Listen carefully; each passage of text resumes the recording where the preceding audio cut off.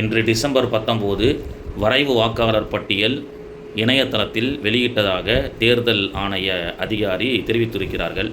அப்படி வெளியிடப்பட்ட அந்த இணையதள பட்டியலில் நம்முடைய பெயர் இடம்பெற்று விட்டதா இல்லையா, பிஎல்ஓ ஆஃபீஸருக்கு ஃபோன் செய்து ஓட்டு பூத்துக்கு சென்று நேரடியாக அந்த விவரத்தை நாம் அந்த லிஸ்ட்டில் இருக்கான்னு பார்த்துக்கலாம். அதுக்கு முன்னாடி மொபைல்லேயே இணையதளத்தில் சென்று எப்படி பார்ப்பது என்ற அந்த விவரத்தை இந்த காணொலியின் மூலமாக தெரிந்து கொள்ளலாம். கூகுளில் சென்று http://electoralsearch.eci.government.in அப்படின்னு சொல்லி நாம் உள்ளே போகணும். அதில் electoral roll election commission of India அப்படின்னு வரும்.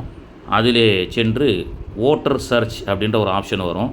அந்த ஓட்டர் சர்ச் ஆப்ஷனை நாம் கிளிக் பண்ணால் நமக்கு சில விவரங்களை அது கேட்கும். இதை பாருங்கள், சர்ச் பை எபிக் அப்படின்னு கேட்கும்.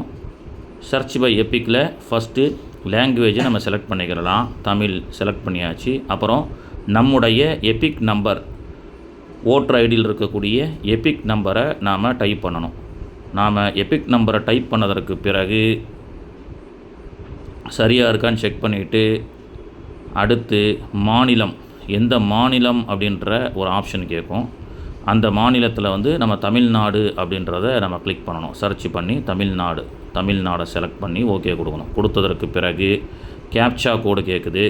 இங்கே கேப்சாவாக small letter V, small letter Q, small letter J, small letter V, small letter D, small letter B, இந்த கேப்சாவை கொடுத்துட்டு சர்ச் கொடுத்துட்ட உடனே இதை பாருங்கள், 2025 இறுதி வாக்காளர் பட்டியலில் எந்த எலெக்ஷன் பூத், எந்த சீரியல் நம்பர், எல்லா விவரமும் வந்துருச்சு. வியூ டீட்டெயில்ஸ் பார்த்தா நேம், ஏஜ் மற்ற எல்லா விவரங்களும் வந்துடும்.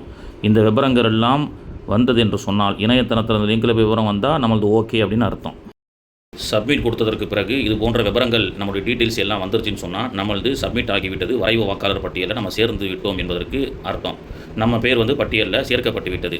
ரிசல்ட் நாட் ஃபவுண்ட் அப்படின்னு சொல்லி சில பேருக்கு வருது. அப்படி ரிசல்ட் நாட் ஃபவுண்டுன்னு சொன்னால் நாம் இறுதி வாக்காளர் பட்டியலில் நம்முடைய பெயர் இடம்பெறவில்லை என்பதாக அர்த்தம். அடுத்த கட்டமாக நாம் சில ஃபார்ம்களை கொடுத்து மீண்டும் நம்முடைய பெயர்களை சேர்க்க வேண்டிய வேலையை பார்க்க வேண்டிய சூழல் இருந்து கொண்டிருக்கின்றோம் என்பதை நாம் தெரிந்து கொள்ள வேண்டும்.